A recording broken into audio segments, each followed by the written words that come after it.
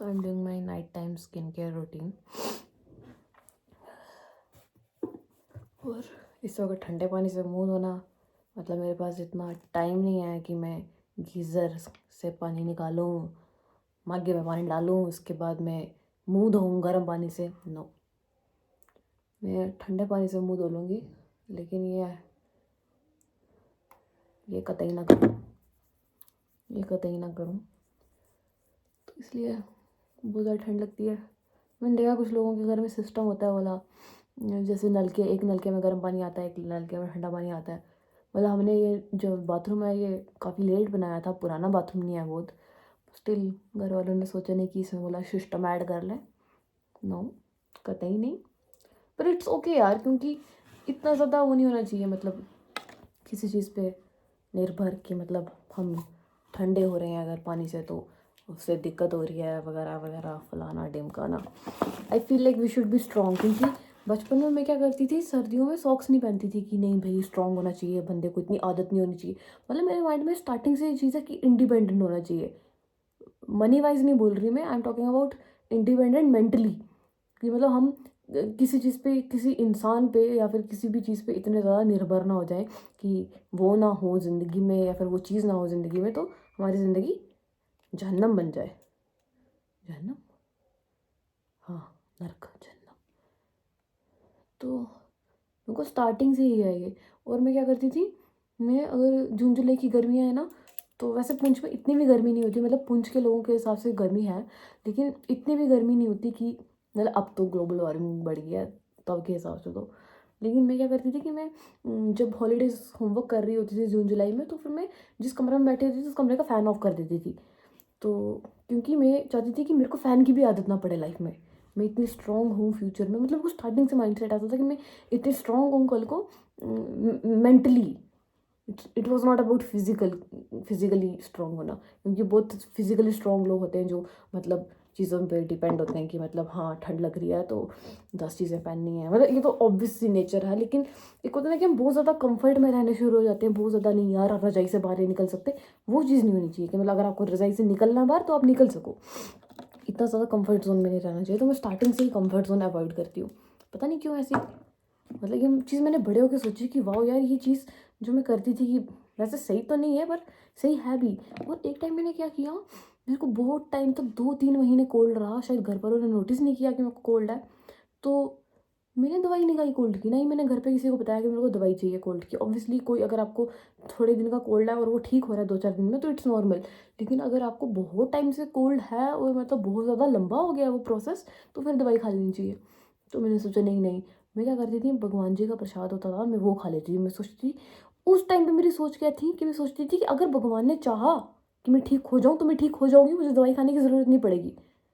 भाई छोटे बच्चे की मेंटालिटी ऐसी क्यों है भाई, ऐसी क्यों है।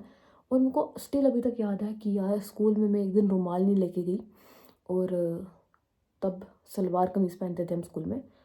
पता नहीं यार, हमको याद नहीं आ रहा सलवार कमीज़ था कि हाँ जो जैकेट होती है ना, मतलब हमारे स्कूल में दुपट्टा नहीं था, हमारे स्कूल में जैकेट थी, तो जैकेट का ऐसे ना टाई होती थी।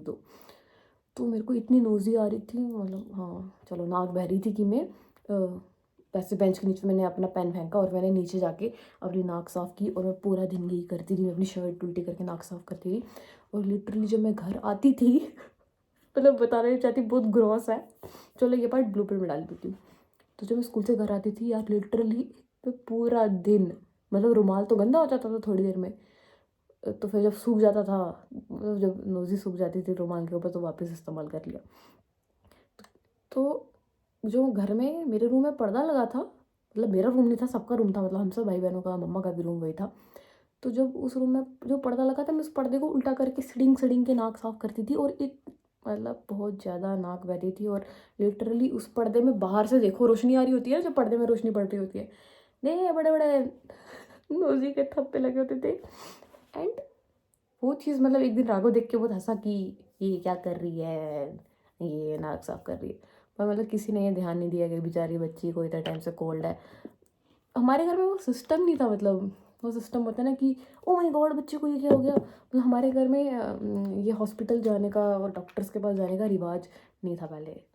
पता नहीं यार, तो हमको भी लगता था कि हाँ यार, ये तो इतनी सीरियस बात है ही नहीं, जितनी सीरियस मतलब लोग लेते हैं कि हाँ यार पता नहीं क्या हो गया।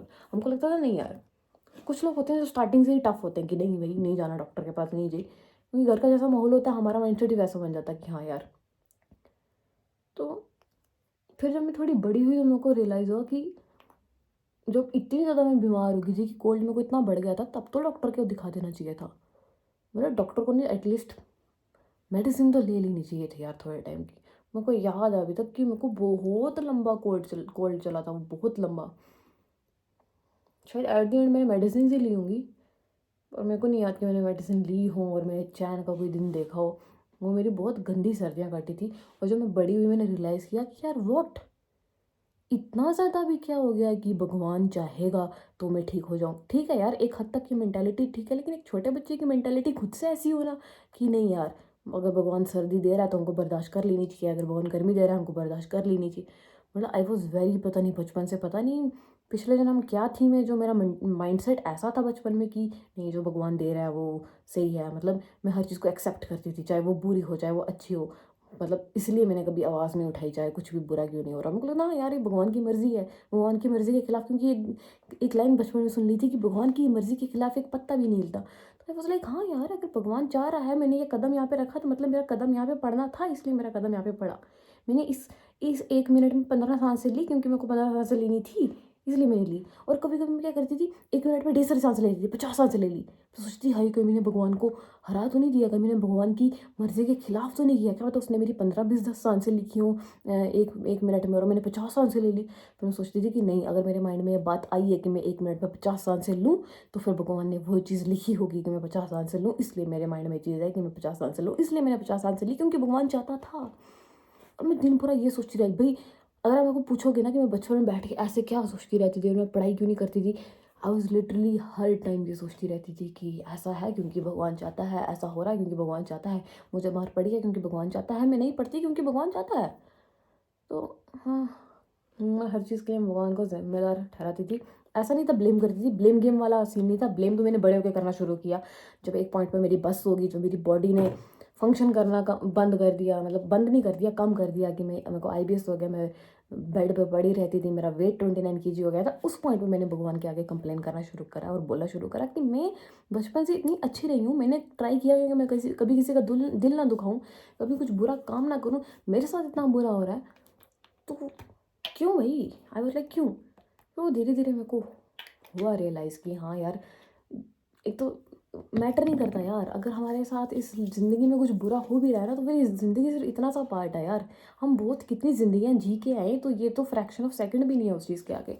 तो अगर ज़िंदगी में कोई तकलीफ़ आ भी रही है ना, तो मेरे माइंड में यही चीज़ आती है कि यार ये बहुत छोटा सा पार्ट है, ये जो तकलीफ़ आ रही है, ये जो प्रॉब्लम आ रही है, कब तक रहेगी, लाइफ टाइम रहेगी, ठीक है लाइफ टाइम रहेगी, पर ये लाइफ टाइम भी तो इतनी सी है, ये ज़िंदगी इतनी सी है। मतलब इतनी बड़ी, अभी तक हम कितनी ज़िंदगियाँ जी के आए, हमने कितने किरदार निभाए हैं आज तक, कि ये ज़िंदगी उसके आगे कुछ नहीं है। इस ज़िंदगी की तकलीफ़ें, इतनी बड़ी तकलीफ़ों के आगे कुछ नहीं है।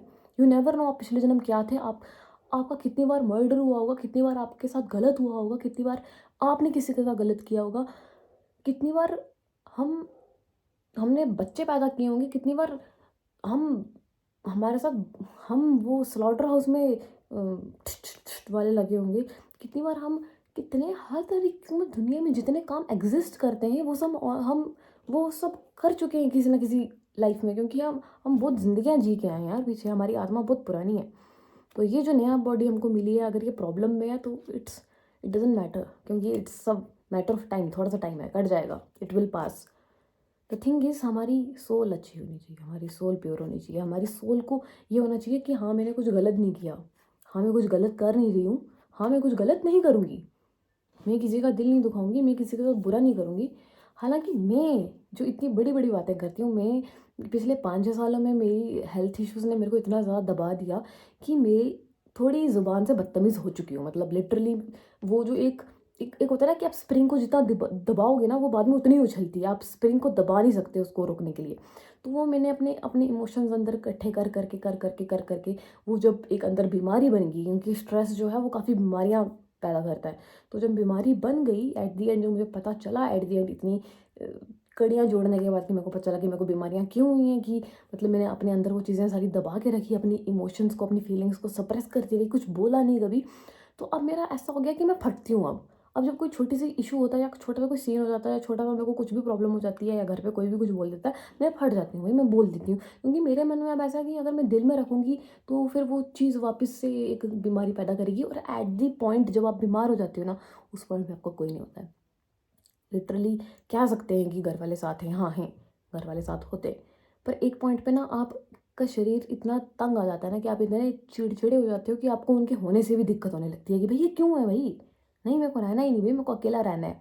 और रहना ही नहीं भाई, पहला चीज़ तो यही होती है कि रहना ही नहीं भाई। बस ज़िंदगी कटे किसी तरह, क्योंकि वो करने की तो हिम्मत होती नहीं है। वो बहुत कम लोग होते हैं जो कर लेते हैं, पर चीज़ बहुत गलत है। बहुत लोग कर सकते हैं पर उनको ये चीज़ पता है, नॉलेज है कि हाँ ये चीज़ जो है दुनिया का सबसे बड़ा पाप है। क्योंकि एक अगर मैं कह रही हूँ कि 15 सांसें अगर हमारी 1 मिनट में लिखी हैं तो हम 15 सांसें ही लेंगे। भगवान की मर्ज़ी के खिलाफ एक पत्ता नहीं उड़ता है।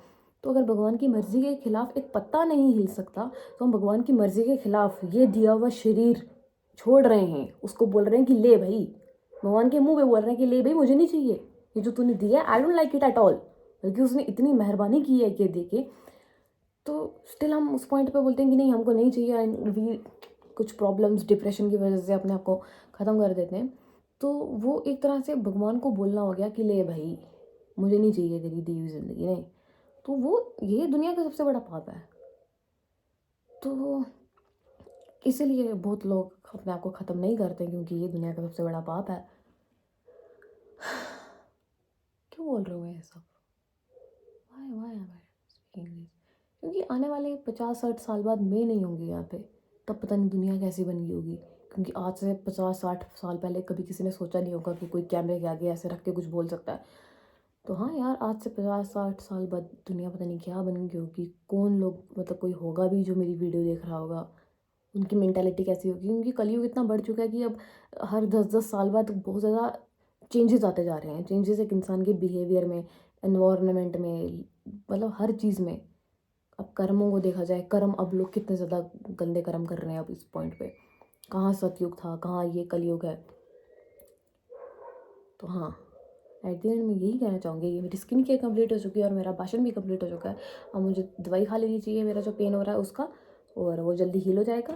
और वो भी मैटर नहीं करता यार, ये शरीर एक दिन चल जाना है, कुछ भी मैटर नहीं करता। इस दुनिया में रहते हुए कुछ भी चीज़ मैटर नहीं करती है। मैटर करती है तो हमारी सोल, बस दैट्स इट यार। इससे बड़ी मोटिवेशन क्या हो सकती है कि ये लाइफ एक झूठ है। जैसे एक सपना डरावना होता है, हम सोचते हैं कि हाँ यार डरावना सपना चल रहा है, वो ख़त्म नहीं हो रहा होता, ख़त्म नहीं हो रहा होता, लेकिन फिर सुबह हो जाती है, या फिर हम अचानक से उठ जाते हैं, इतना डरावना सपना होता है कि हमारी नींद खुल जाती है। उस पॉइंट में हम बोलते हैं हाँ शुक्र, भाई ये भी एक सपना है, ये भी ख़त्म हो जाएगा किसी पॉइंट पे। और जब हम सपना देख रहे होते हैं हमको लगता है यार बस यही लाइफ है, क्योंकि हम भूल जाते हैं कि ये लाइफ है। पर एक्चुअल में हम भूल चुके हैं कि ये भी लाइफ नहीं है। जब हम इस लाइफ से, इस सपने से उठेंगे तो हमको रियलाइज़ होगा, ओ व्हाट, ये मैंने क्या किया, ये तो सपना था। रियलाइजेशन हो जाती है, और वो रियलाइजेशन अगर आपको इस ज़िंदगी में हो जाती है बगैर किसी रास्ते के, अगर आपको रियलाइजेशन हो जाती है कि भाई ये तो सब झूठ है, तो फिर वैसे लोग भी डिप्रेशन में जाते हैं। अगर आपको रियलाइजेशन हो जाती है विदाउट एनी गुरु, विदाउट किसी गुरु के बिना आप इस चीज़ को समझ नहीं सकते प्रॉपरली। तो हाँ, क्या हो गया मेरे को यार, मैं इतना भाषण क्यों दे रही हूँ? कभी कभी दे देना चाहिए यार, कभी कभी बोल देना चाहिए, क्या पता मैं जो बोल रही हूँ उससे किसी की हेल्प हो जाए। क्योंकि मेरी इन चीज़ों से बहुत हेल्प हुई है कि समझना कि ये सब मैटर नहीं करता है यार। ये दुनिया के गम बहुत छोटे लगने लगते हैं जब हमको पता चलता है कि रियलिटी क्या है। जो हमको पता चलता है, क्योंकि हम इस बॉडी में इतने फंस चुके हैं। Just look at your self and पूछो यार कि ये क्या है भाई, ये क्या है। मैं बचपन में हमेशा ऐसे करती रहती थी, मतलब आई वॉज लाइक, मैं ऐसे देखती थी और मैं सोचती थी यार ये क्या है, ये चीज़ में हिला मतलब आई वॉज लाइक कि इस पॉइंट पे अगर दर्द हो रहा है तो वो दर्द मुझे कैसे हो रहा है भाई। मतलब इस उंगली के छोटे से कण में भी मेरी आत्मा बसती है। इस बॉडी की पूरे हर जगह में मेरी आत्मा बसी हुई है, एकदम फैली हुई है, मर्ज हो गई है। जैसे पानी किसी बर्तन में जाता है और बिल्कुल उसके कोने कोने को पकड़ लेता है, उसी तरह हमारे कण कण में हम टच करते हैं, हमको दर्द होता है, हमको फील होता है, क्योंकि हर जगह में हमारी आत्मा रहती है। मतलब हमारी आत्मा कैसे फैली हुई है एकदम, मतलब हमको थोड़ा सा यहाँ भी कुछ टच होगा हमको बोलेंगे हाँ यार यहाँ पे महसूस हो रहा है, यहाँ पे दर्द हो रहा है। देखा जाए साइंटिफिकली तो दर्द इसलिए हो रहा है क्योंकि हमारा नर्वस सिस्टम से कनेक्टेड है, पर डीप इनसाइड जो चीज़ फील कर रही है वो तो हमारी आत्मा ही है ना। आत्मा निकल जाएगी, नर्वस सिस्टम का क्या फ़ायदा? नर्वस पे तो टच करते रहो उस बॉडी को, कुछ फील ही नहीं होगा, काटो, जो मर्ज़ी करो, जलाओ। तो एट द एंड जो चीज़ मैटर करती है वो हमारी आत्मा ही है। और हमारी आत्मा ही इस पॉइंट पे भी मेरी आत्मा फ़ील कर रही है, इस पॉइंट में मेरी आत्मा फ़ील कर रही है, इस पॉइंट में मेरी आत्मा फ़ील कर रही है। मतलब हर जगह मेरी आत्मा भरी है, एकदम फैली है। तो इस शरीर में जहाँ पे कण-कण में हमारी आत्मा फँसी हुई है, इस जगह से आत्मा का निकलना कैसा होता होगा? मतलब कहते हैं कि जो डेथ होती है वो बहुत पेनफुल होती है। नॉट फॉर एवरीवन, कि मतलब मैं इस चीज़ में ज़्यादा डीप नहीं जाऊँगी, पर ज़्यादातर कहा जाता है कि डेथ जो होती है वो पेनफुल होती है। एंडिंग डेज़ लोगों के अच्छे नहीं होते, बहुत कम लोग होते हैं जो चलते-चलते गुज़र जाते हैं। लेकिन जो चलते-चलते भी गुज़र जाते हैं ना, कहते हैं ना कि हाय ये बंदा तो चलते-चलते चला गया भगवान के पास। मतलब चलते-फिरते, मतलब कल चल रहा था, आज चला गया। या मतलब कुछ लोग होते हैं जो कहते हैं कि हाय 1 साल से बेड पे पड़ी है, 2 साल हो गए मरी नहीं रही। तो वो जो इंसान चलते-चलते गुज़रा है ना, उसके उसको भी शरीर छोड़ने में ना काफ़ी तकलीफ़ हुई होगी, क्योंकि कण-कण में हमारी आत्मा बसती है यार। तो ये तो है, हमको ये सच्चाई के लिए तैयार होना चाहिए कि डेथ इज़ द रियलिटी। क्योंकि वही एक, भई हम सच से कैसे दूर भागते हैं ना, क्योंकि वही तो एक दुनिया में सच है। डेथ ही एक सच है। और उसके जब होगा उसके बाद हमको रियलाइज़ होगा कि हाँ, ये जो है ये सब झूठ था, और हम झूठ को सच मान के बैठे हैं। और जो सच है उसको हम ऐसे इग्नोर करेंगे, छोड़ यार, छोड़ यार। डेथ के बारे में कौन सोचता? कोई नहीं सोचता।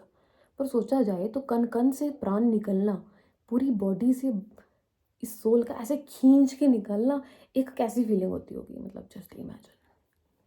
मैं आपको डरा नहीं रही, पर मैं जस्ट कह रही हूँ कि एक अच्छा इंसान होना बहुत ज़रूरी है, क्योंकि हम इस ज़िंदगी में जितने अच्छे रहेंगे उतना ही वो, क्योंकि अभी तक वी नेवर नो हम कितनी मौतें देख के आए हैं। मतलब हमारी आत्मा कितना, उसने आज तक कितनी मल्टीपल टाइम्स मरी है और ज़िंदा हुई है, फिर मरी है, फिर ज़िंदा हुई है।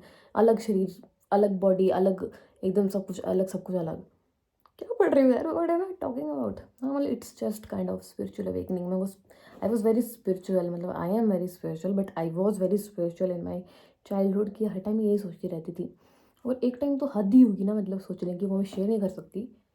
पर हाँ, मतलब मेरे को पढ़ाई से एकदम ऐसे हो गया था कि भाई पढ़ाई क्या चीज़ है भाई। एक तो मैं पढ़ नहीं पा रही हूँ, ऊपर से फिर मैं, मेरे को हो गया था कि भाई ये तो सच है ही नहीं, फिर पढ़ने का मतलब क्या है?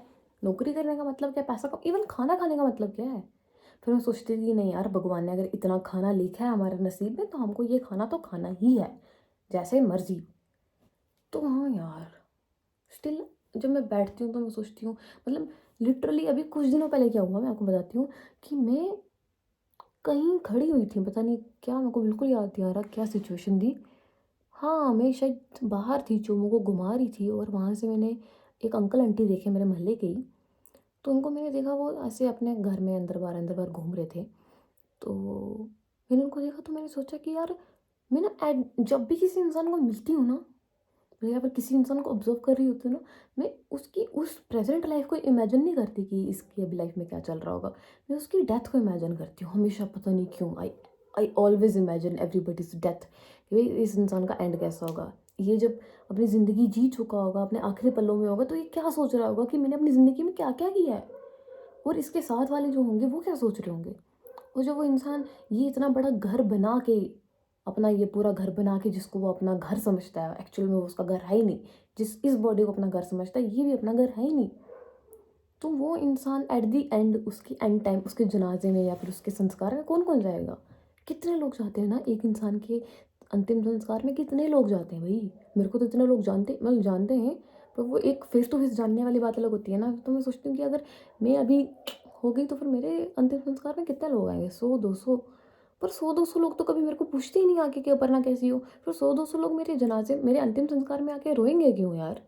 क्योंकि मैंने देखा है कि एक इंसान के, मतलब जब आप खुद अपनी फैमिली में डेथ देखते हो, तो आप देखते हो कि घर में आके ऐसे ऐसे लोग आपको देखने को मिलते हैं जिन्होंने जिनको आपने कभी देखा ही नहीं है। मतलब जो आपका रिश्तेदार, जिसकी डेथ हुई है, उसके जनाजे में मतलब उसके अंतिम संस्कार में, जनाजे में ऐसे ऐसे लोग आके रोते हैं जिनको आपने कभी उस बंदे के साथ देखा ही नहीं जिंदगी में। तो इतने लोग आते हैं, इतने लोग, मतलब क्योंकि मैंने देखा है कि हमारे घर में, हर घर में यही रिवाज होता है कि यार डेथ हो गई है, आप अफसोस करके आओ। मतलब इट्स लाइक अ रिचुअल, कि किसी की डेथ हो गई है तो इट्स जस्ट लाइक आप जाओ। क्योंकि जैसे होता है ना, शादी है किसी के घर में, तो हमको जाना चाहिए, क्योंकि कल को वो भी तो हमारी शादी में आएंगे ना। उसी तरह हमारे घर में किसी की डेथ हो रही है तो कोई आना, वो लोग आए नहीं यार, हम भी नहीं जाएंगे। तो मतलब क्या ऐसा होता है क्या? मतलब क्यों, मतलब सोसाइटी में ऐसा ऐसा सब क्यों है कि मतलब, क्योंकि लिटरली किसी की डेथ मैंने देखी थी, और मैं कहीं एक कमरे से देख रही थी, सिचुएशन में समझा नहीं सकती, पर 3 आंटियाँ आई, पुंछ की आंटियाँ होंगी, आई डोंट रिमेंबर कौन थी वो। उनको मैंने पहले कभी नहीं देखा, जैसे मैं आपको बता रही हूँ कि कितने लोग आते हैं, उनको हमने कभी नहीं देखा होता। वो आए और उन आंटी ने, मतलब उनमें से एक आंटी सीढ़ियों पे खड़ी होकर हंस रही थी। तो मैंने कहा ये आंटी क्यों हंस रही है, मतलब I was very in pen कि मतलब आप अगर किसी की डेथ देखी है आपने अभी जस्ट, और अगले दिन कोई आंटी आके आपके घर में, उसको नहीं पता कि उसको कोई देख रहा है, तो वो ऊपर खड़े होकर हंस रही है, ऐसे घड़ाका मार के हंस रही है, और दूसरी 2 जनानियों आंटियों को बोल रही है आओ ना आओ ना, तो नीचे उन जनानियाँ भी हंस रही हैं। एंड आई वाज लाइक ये क्या, मतलब ये हमारे घर क्यों आ रही है, अगर इनको इतनी हंसी आ रही है तो ये ऐसे ऐसे घर में क्यों आ रही है जहाँ पे डेथ हुई है। तो थोड़ी देर बाद, 5-10 मिनट बाद मैं अंदर आई, और वो आंटियाँ रो रही थी, and I was like what, literally उनके मोटे मोटे आंसू, मतलब मैं अगर फील नहीं कर रही दुख तो मैं रो ही नहीं सकती भाई, आई कैंट फेक इट। और किसी के ऐसे जगह जहाँ पे सारे लोग दुखी हैं वहाँ पे जाके इस चीज़ को फेक करना कि आप 2 मिनट पहले हंस रहे थे और 2 मिनट बाद आप मतलब लिटरली गड़ाके मार के रो रहे हो कि हाय हाय, मतलब जैसे दुनिया का सबसे ज़्यादा दुख आप ही को लगा है भाई।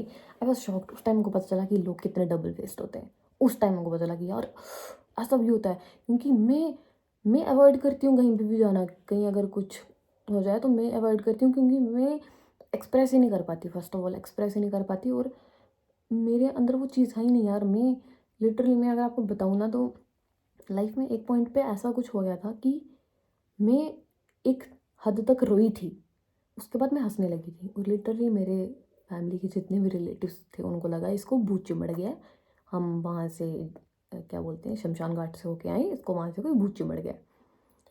क्योंकि अभी तक का, मैं आपको बताती हूँ कि अभी तक का बचपन का जितना भी पेन था ना, वो सारा मैंने उस पॉइंट पे निकालने का सोचा। कैन यू इमेजिन एक बंदा जो अपने लाइफ में कभी ज़िंदगी में रोया, आप मेरे को बोलते हैं ना कि अब इतना रोती है, अब इतना रोती है, क्यों रोती है, वो इसलिए क्योंकि मेरे अंदर जितना भी था ना, वो सारा जो बर्डन था, जो मैं रोई नहीं कभी, वो सारा एक पॉइंट पे आके निकला जब मेरे घर में किसी की डेथ हुई। तो उस पॉइंट पे जब मैं रोई तो आई वाज लाइक मैं सिर्फ उस इंसान के खोने के दुख के लिए नहीं रो रही, मेरा पिछला सारा दुख निकल रहा है। मतलब मैं उस चीज़ के बारे में सोच नहीं रही हूँ, मैं पास्ट के बारे में सोच नहीं रही थी, पर सब निकल रहा था, निकल रहा था। और एक पॉइंट पे रोने के बाद मैं हंसने लगी, और मतलब मेरे को समझ नहीं आया, मेरे को कुछ समझ नहीं आया ये क्या हो रहा है। पर it was kind of panic attacks, बहुत ज़्यादा पैनिक अटैक्स चल रहे थे उस टाइम पे, और मैं लगातार हंस रही थी, क्योंकि सबका पैनिक अटैक सेम नहीं होता, अलग अलग सिम्टम्स होते हैं। हाँ, हार्ट पैल्पिटेशंस तेज़ थी, धड़कन तेज़ थी, और पसीने आ रहे थे, और रो नहीं रही थी मैं, सांस भी नहीं ली जा रही थी, और मैं हंस रही थी। आपने नोटिस किया होगा जब हम बहुत ज़्यादा हंसते हैं तो सांस नहीं ली जाती। तो वो हंसना मेरे कंट्रोल में नहीं था, और सबको लगा कि मेरे को भूत चिमड़ गया, कोई मेरे ऊपर गंगा जल फेंके, और मेरा दिमाग ख़राब हो गया। मतलब काइंड ऑफ ऐसे लोगों को नहीं समझ आती है कि किसी को क्या प्रॉब्लम है। तो अब इस पॉइंट में आपको एक बात बताती हूँ जो कि मैं किसी से शेयर नहीं करना चाहती हूँ। वो ये है कि मतलब मेरे घर के लोगों को पता है कि उस पॉइंट के बाद ना, जब मैं किसी की डेथ देखती हूँ, मैं हंसती हूँ लिटरली। और मतलब अगर मैं अपने घर में हंस रही हूँ और घर वाले लोगों को पता है कि ये क्यों हंस रही है, ये इसका ब्रेक डाउन चल रहा है इसलिए हंस रही है, तो उनको पता है ये दुखी है इसलिए हंस रही है। लेकिन जो बाहर के लोग आते हैं उनको लगता है क्या भाई ये पागल है, किसी की डेथ होगी और ये हंस रही है। और लिटरली मैं उस पॉइंट के बाद, उस सिचुएशन के बाद, जब मैं एक जगह हंसी दी जाके लिटरली मैं हंस रही हूँ और लोग मेरे को देख रहे हैं कि ये क्या भाई, मतलब मैं आंखों से आंसू आ रहे हैं और मैं हंस लगी हूँ। तो उस पॉइंट के बाद मैंने कहीं पे भी जाना बंद कर दिया। मतलब कहीं पे भी अगर अफसोस करने जाना है तो मैं सीरियस सिचुएशन में बहुत हंसती हूँ भाई। ऐसा नहीं है कि मैं हंस रही हूँ लिटरली, पर वो पता नहीं काइंड ऑफ, वो पता नहीं, हाँ काइंड ऑफ, शायद कोई इंटेलिजेंट बंदा हो जिसको पता हो कि ये इमोशंस हंसी में क्यों बाहर निकल रहे हैं, आंसू में क्यों नहीं, रोने में क्यों नहीं निकल रहे। तो हाँ बस 24 मिनट से बोलती जा रही हूँ मैं, what, I am so sorry यार। पता है यार, कभी कभी मैं नॉन स्टॉप बोलती हूँ, अभी मेरा नॉन स्टॉप बोलना था, पर मैं ये सब जो मैं बोल रही हूँ ना, कि मैंने डीप इनसाइड सोचना था, और सोचे सोचे स्किन केयर करनी थी, और फिर सो जाना था। तो ये मैंने अभी रिकॉर्ड करने का सोचा है ऐसे ही रैंडमली। और अब जब मैं रिकॉर्ड कर रही हूँ तो वही मेरे थॉट्स जो हैं वो बस उनको मैं शब्द दे रही हूँ, ऐसे नहीं तो ये चीज़ें मेरे अंदर चलती रहती हैं। हाँ बस मैं बता रही हूँ जो मैं सोच रही हूँ, दैट्स इट। इस वीडियो का कोई मतलब नहीं है, पर इस वीडियो का मतलब बहुत है देखा जाए तो। बाय।